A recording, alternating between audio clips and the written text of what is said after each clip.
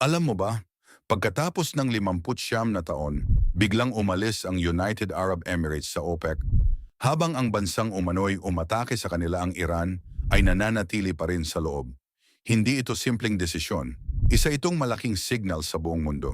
Sa loob ng halos 6 na dekada, nanatili ang UAE sa OPEC.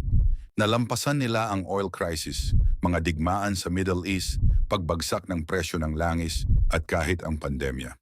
Pero ngayong Mayo 1, tuluyan na silang lalabas. At ang dahilan, nasa kabilang side lang ng Strait of Hormuz. Sa gitna ng tensyon sa pagitan ng US, Iran at Israel, iniulat na nagpadala ng missiles at drones ang Iran laban sa UAE. Hindi lang yan, isinara rin ang Strait of Hormuz. Ito ang pangunahing daanan ng langis palabas ng UAE.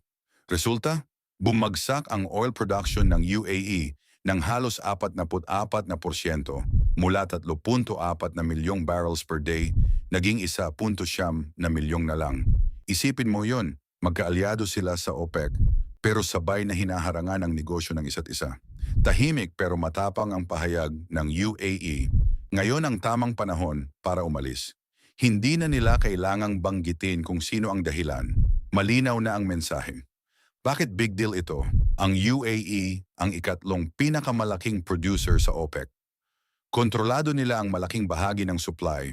Dati limitado lang sila sa 3.2 milyong barrels per day. Pero sa labas ng OPEC, pwede na silang mag-produce kahit gaano karami. Target nila 5 milyong barrels per day pagsapit ng 2027. Ibig sabihin, mas maraming supply sa mundo. Posibleng bumaba ang presyo ng langis. At kung susunod ang ibang bansa tulad ng Kazakhstan, posibleng humina ang OPEC, isang organisasyong dating kayang kontrolin ang global economy. Tanong na ngayon, ito na ba ang simula ng pagbagsak ng oil cartel?